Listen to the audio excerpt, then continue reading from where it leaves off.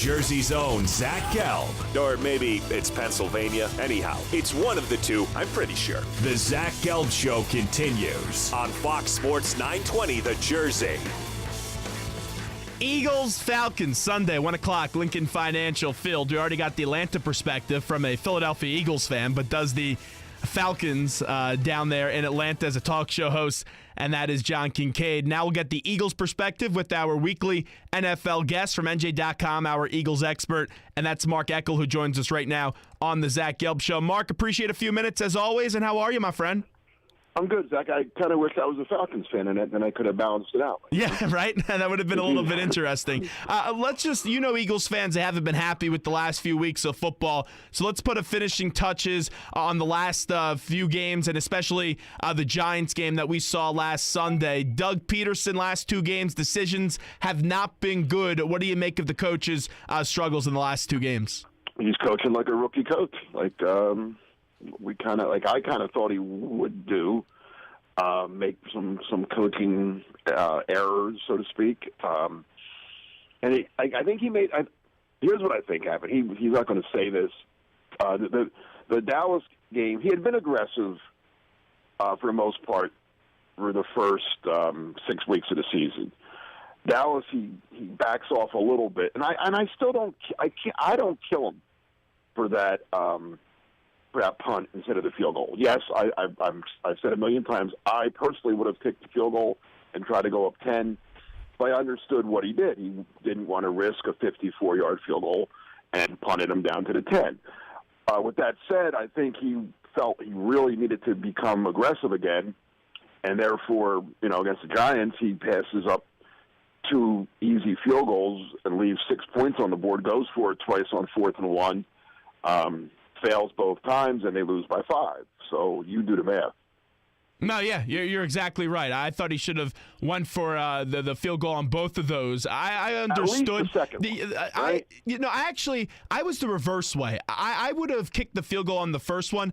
I could see why he went for it on the second one. But yeah, at the end of the day, if I was making the decisions, I would have kicked both field goals. But I don't kill him for the second one. I kill him more for the first one, honestly. Well, I kill him for the second one because of the first. Because you can't not get it the second. You know what I'm saying? You've already left 3 points out there. Now you're compounding it by leaving the sixth man. You know what I'm saying? If he had kicked it the first time, all right, then maybe you can go for it the second time because you already.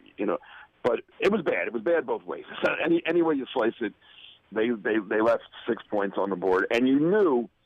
And I forget who I was talking to about this, but they brought up a good point that, Eagle-Giant games through history have come down to the final play, have been crazy. So just take the points, make it. And again, it came down because Eli Manning, who played pretty well, made the most ridiculous boneheaded play for a 12-year veteran with 2 Super Bowl wins I've ever seen made. First of all, if I'm the Giants, I don't even throw the ball on third down there. I run it and punt the Eagles. The Eagles' offense hadn't really been doing a whole lot.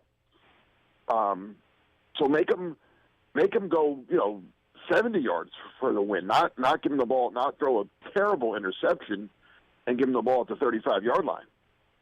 No, yeah, you're exactly right. And also, if he just takes one of those 2 field goals, let's say if one of them misses or he goes for the second one and it doesn't work out, and that changes it at the end of the game because you only need a field goal to win it. So the one thing, though, I thought with Doug, though, Mark, and I don't know your take on this, after the Cowboys game, I thought there was a lot of bad decisions. I didn't like the swing pass. I didn't like the decision not to kick the field goal. And he said his biggest regret was not going for it early on in the Cowboys game when he elected to kick the field goal in the first half against Dallas. I just thought on Sunday against the Giants, this was someone that was coaching to rectify that regret that he had against the Cowboys. That's what I saw. That was my interpretation. Yeah, you're right. And that's kind of what I was getting at. He in his mind, he was too conservative that whole game against the Cowboys. So he was going to be, I'm all out now. Now I'm all out. I'm daring Doug again, and admit him. But getting back to what he said about the play call,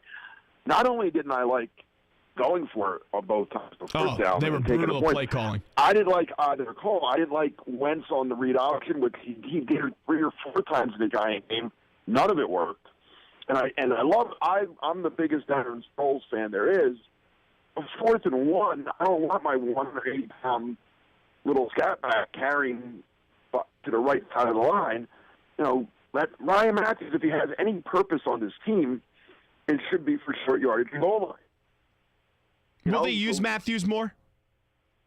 I don't think so. See, that's surprising, too, because I agree I with don't you. mind that, 'cause I don't think Matthews ain't good. Well, yes, but for the pieces that they have, and I'd like to see some more Smallwood, and I know we both agree on that. You've been the biggest advocate for that, and that's well documented in these interviews. But still, though, you're right on Sproles. He's a really good player. I love him. I call him the Energizer Bunny. But what makes him good is him in the small doses, because you can't run him every down. Right, no, and he's not your 4th and 1 guy. No, right? too small. If it's 4th and 12, do a QB sneak on 4th and 1. Honestly, I know Kelsey isn't the biggest guy in the world, but do a QB sneak, right? I don't mind that. Or like I said, Matthews. If Matthews is good at it, I'm not the biggest Ryan Matthews fan. He would be my 3rd guy of in the mix, and I would. But he does get in the end zone. He did score a touchdown last week, and he's okay at picking up a yard. I mean, sometimes he needs to pick up 4 or 5, but he gets you to 1. You know what I'm saying? So when you only need 1, he's your guy. Mark Eckel with us right now on the Zach Gelb Show, Fox Sports 920 The Jersey. Mark, let's get into this matchup this weekend. We know the Falcons' defense isn't that great, but at this point in the year, the Eagles' offense is not a good offense. You have Carson Wentz, and then it's a bunch of mysteries everywhere else except for Jordan Matthews. And a little bit of Ertz started to come on last week, but I want to see him do that consistently. You saw the Giants blitz a lot down the stretch against the Eagles. Do you expect Atlanta to be a little bit more blitz-heavy against the Eagles coming up this weekend? Atlanta doesn't do a lot of blitzing per se. They kind of, they will, and they may because of what they've seen on, what I'm sure Dan Quinn's a pretty good defensive mind. No question. And I'm sure he's watched the Giants game. Atlanta, we found out today, one of their best players isn't going to be playing. Desmond Trufant, their best corner.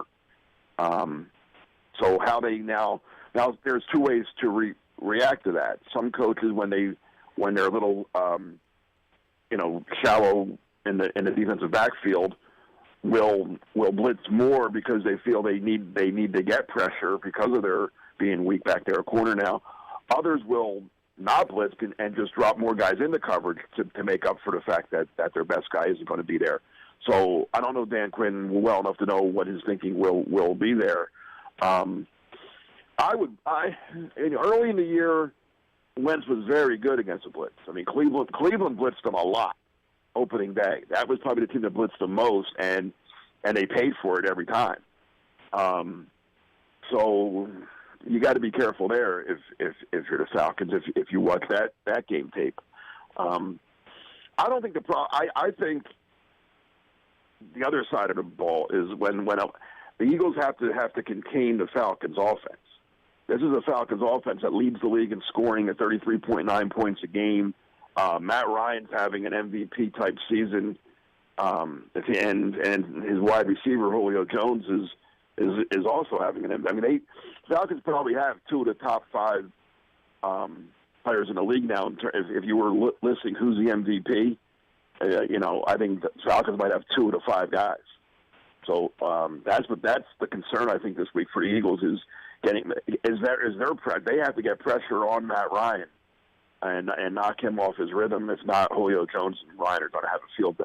It's the number one key to this game. Fletcher Cox and that defensive line, especially Fletcher, he's got to earn his money this week and get after the quarterback because better than anyone, Mark, this Eagles secondary, the corner specifically, decimated with injuries. Grimes is going to go this weekend on the 53-man roster, so this is going to be tough. And this is it's not only Julio Jones, and I know they're without one of their running backs, but this Falcons team, 7 players this year over 200 yards. It's going to be a tough and a tall task, but really, Mark, it wouldn't surprise me. I'm not picking the Eagles to win, but it wouldn't surprise me because they've been at home, and we've seen this before with a really good team coming into Lincoln Financial Field, and the Eagles end up kicking their butts. I am picking the Eagles to win this game, and I don't know why. I can't tell you it's because of X, Y, and Z, because my football instincts, and from doing this for a long time, when I look at the two teams, if you just said this is Team A and this is Team B, and look at what they've done, look at their players, and look at this, that, and the matchup, I will say, well, Team A is going to win this game. They're the better team, and that would be the Falcons. But the line tells me one thing. As you said, the Eagles have been a different team at home this year than they've been on the road. The three best games they played this year have been their three home games. The win over I would put the win over the Steelers as their best game of the year. Yeah. I put the win over the Vikings as their second best, and the win over the Browns as their third best. They completely dominated all three of those games. So they have been a dominant team at Lincoln Financial Field. Prior to this year, I would tell you that the Falcons are a bad road team, and they don't play well, especially outside on the road. But I can't say that this year because the Falcons are 4-1 on the road with wins at Denver and at Oakland, two of the best teams in the league. They've gone in and beaten. So I can't use that fact. But I think because I think the Eagles are going to win. I think that it's going to be a weird game. They may get enough pressure on Matt Ryan to throw him off his game. Ryan has not played. He's a Philadelphia native. I went to Penn Charter High School, but he has not been great here when he's come back home. Maybe it's a little, seeing who knows why guys don't play well certain places, but he hasn't been great here. The Eagles need the game more. If that means anything. But it's a must-win for the Eagles. If they want to make the playoffs, I think this is a must-win, right? Everybody said that last week too, so I don't know. The way this league is, until you're out of it, nothing's must because that second wild card. I think 9 wins is going to be enough to get it. I really do. Fair. And really, you even look at Atlanta this week, Mark, as we're talking to Mark Eckel. You look at Atlanta. Atlanta's one of the better teams in the NFC. It's Dallas, and then it's them. And Atlanta, as nice of a story they've been this year, I don't look at them as a dominant team. There's not one complete team in the NFL this year. And I'm a Patriot fan telling you that. The Patriots are very good, but their defense, they do have some flaws, and they just lost Jamie Collins. So this NFL, it's wide open this year, more than any other year than I could imagine. Oh, I've been doing this a lot longer than you, Zach, and I couldn't agree with you more. And the Patriots are far and away the best team, but they're only the best team because, like you said, nobody else is that. This Patriot team is nothing like the Patriot Super Bowl champion teams. Well, here's the one thing. Do you agree? On offense, I think they're one of the better offenses. Not 2007 version, but they're one of the better offenses because of the depth. And that offense so far, they've been healthy. As it used to be, is it? No, the line has not been great, but Scarnecchia coming back has done a good enough job. And I'll tell you, the most impressive thing with Brady when he gets up there in age is the way that he moves around in that pocket. We know he's not a mobile guy, but the way that he helps out that offensive line, it is a little bit similar to the team that recently just won the Super Bowl against the Seahawks. Because if you remember, that offensive line was not good, and they were a work in progress during the course of the year. So that's my take on them this year. Yeah, I think they'll be playing in the Super Bowl because the rest of the league is not that good, but it wouldn't be surprised if someone picks them off in the playoffs. It wouldn't surprise me. Oh, it would. I would be very surprised, only because I don't see who could. Yeah, no, that is fair. But you never know. If you get one of those, right. Anybody could. A bad game could happen. Well, and again, we got 8 weeks to go. Yeah. All it takes is a good pass rush. Get injuries. All it takes is a good pass rush. That's all it takes. That's the only way they lose in the playoffs, if they get a good pass rush against them. But that would be Denver. But come on, Trevor Simeon's going to be Tom Brady in a playoff game? I don't think so. No. I just don't think so. Probably not. You're right. I'll be very, very surprised. And then, like you said, all right, that's the AFC. And in the NFC, yes, Dallas is the most complete team. But not dominant. Hard to argue. And certainly not. The Eagles went overtime with them in their building. Giants beat them. Opening day, the Giants beat them, correct? Yeah. So the NFC, the Dallas, Seattle, Atlanta, they're the 3 leaders right now. And I guess is Minnesota still leading the North? Yeah, but they've lost 3 in a row. And then you got your Green Bays, who's disappointing right now. Detroit, who's a little surprising. Here come the Panthers. That's all I'm going to say about that. Here come the Panthers. Wow, I'd be a little bit surprised on Carolina. I got to see a little bit more out of them. Mark Eckel with us right now. I'm just telling you. Okay. A couple weeks from now, you'll say, "Hey, Mark, remember what you said? Here comes the Panthers." Well, I don't know. After your Bryce Treggs prediction last week, I don't know how that works. He caught one ball. Put him in camp. I'm just playing. See, you know what's so ridiculous, Mark, is that the T.O. story comes out this week where he's saying, I go back to Philly. We know he's not going to come back to Philadelphia. He hasn't played in the league since 2010. But this is a fun sports talk radio question. The Eagles wide receivers stink. How good would T.O. be if he came back for Philadelphia for the last few games of the season? I don't think. I mean, not only is he, 43? Yeah, I think he's a 42, 43, something like that. Yeah, I think he just turned 43. Not only is he 40, if he had played even 2 years ago, I'd say, why not? 6 years you're talking. You can't. No, there's not a man. Even T.O., who is a freak of nature when it comes to being fit and physical, and you saw that when he came back after, 6 weeks and played with the broken leg in the Super Bowl. One of the most dominant performance I've ever seen. One of the most dominant performances. Even him, even a guy like him, 6 years, no. You can't come back after 6 years. You just can't. It's just not physically possible. Now, since we bring up T.O., I have to bring up McNabb real quickly because I think it was Bleacher Report or maybe it was the Sporting News. Someone was advocating today for McNabb to be a Hall of Famer. Do you think McNabb's a Hall of Famer? That's a really tough question. He's borderline. I mean, I'm a Donovan McNabb guy. I defend him all the time when people want to rip him. But I'm also very, I don't have a Hall of Fame vote, but I'm also very, very tough on who belongs in the Hall of Fame. So I think he belongs in the conversation. I think he should be talked about when the men that do make that decision meet and talk. But bottom line, I think when the votes get added up, he comes up a little bit short. I agree with you. I like McNabb. I don't think that the way that some people treat him in this town is necessarily fair. I think he's unfairly criticized at time just because he didn't win the big game, and sometimes on the big stage he did come up short. So I'm not a McNabb hater, but when I look at him, only 2 years with over 25 touchdown passes or more. To me, he's in the conversation. He's good. He's not great, and I don't think that's a knock. Yeah, again, because I think the Hall of Fame is something really, really, really special, and you have to be real. I mean, he's, like I said, he belongs in the conversation, and had they beat the Patriots that day, he'd be in. That conversation would be a lot louder. No, he'd be in. If he would have beat the Patriots, he would have been in. It's like Eli Manning. Or how about this? How about if he still lost to the Patriots, but he had beaten Tampa Bay and Carolina and had gone to 3 in a row? Yeah. Then he's Jim Kelly, right? And Jim Kelly went. Yeah, no, that's a fair conversation. But the winning now, the Super Bowl, in the way sports are covered now, winning the championship totally changes standards in sports. Because you look at Eli Manning. Eli Manning's had a nice career from a statistical standpoint.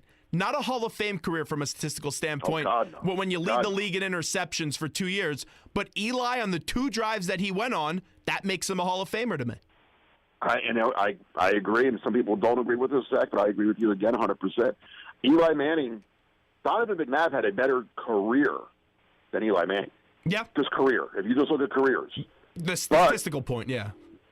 And just better career. I mean, he's been better. I mean, I pick a game, I'd rather have, Donovan McNabb is better.